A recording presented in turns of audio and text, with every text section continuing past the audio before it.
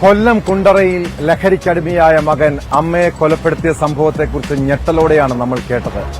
പുഷ്പലത എന്ന വീട്ടമ്മയെ മകൻ കൊലപ്പെടുത്തിയത് അതിക്രൂരമായിട്ടെന്ന് പോലീസിന്റെ റിപ്പോർട്ട്. ചുറ്റിക കൊണ്ട് തലക്കടിച്ച ശേഷം ഉളി ഉപയോഗിച്ച് കണ്ണുകൾക്കരികിൽ മൃഗീയമായി മുറിവേൽപ്പിക്കുകയും ചെയ്തതായി കണ്ടെത്തൽ. മരണം ഉറപ്പുവരുത്താനായി തലയണ ഉപയോഗിച്ച് ശ്വാസം മുട്ടിച്ചതായും പോലീസ് സംശയിക്കുന്നുണ്ട്. ഒളിവിൽ കഴിയുന്ന പ്രതി അഖിലിനായി പോലീസ് ലുക്കൌട്ട് നോട്ടീസ് പുറപ്പെടുവിച്ചു.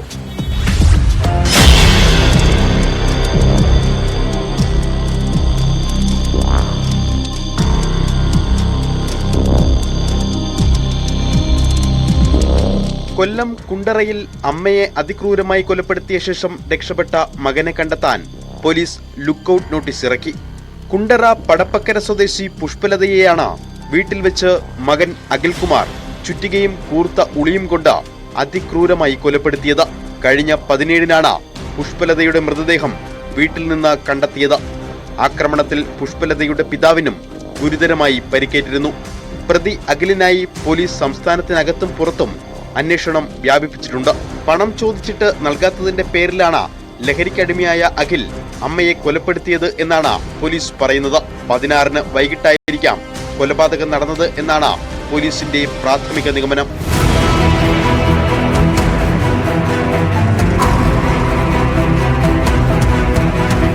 ചുറ്റിക കൊണ്ട് പുഷ്പലതയുടെ തലയിൽ പലതവണ അടിച്ചതായി പോസ്റ്റ്മോർട്ടം റിപ്പോർട്ടിൽ പറയുന്നു. കൊലപാതക ശേഷം മൊബൈൽ സ്വിച്ച് ഓഫ് ആക്കി ഒളിവിൽ പോയ പ്രതിക്കായി വിവിധ ജില്ലകൾ കേന്ദ്രീകരിച്ച് പല സംഘങ്ങളായാണ് പോലീസ് അന്വേഷണം നടത്തുന്നത്. രാജ്യത്ത് പല സ്ഥലങ്ങളിലും മുമ്പ് സഞ്ചരിച്ച് പരിചയമുള്ള ആളാണ് പ്രതി എന്നത് കണക്കിലെടുത്ത സംസ്ഥാനത്തിന് പുറത്തേക്കും അന്വേഷണം വ്യാപിപ്പിച്ചിട്ടുണ്ട്. പ്രതിയുടെ സമൂഹമാധ്യമ അക്കൗണ്ടിൽ നിന്നും പോലീസ് വിവരങ്ങൾ ശേഖരിച്ചു.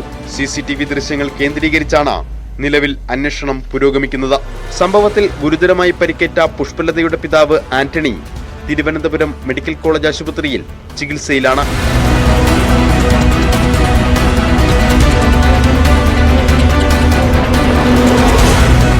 ന്യൂസ് 18 കൊട്ടാരക്കര.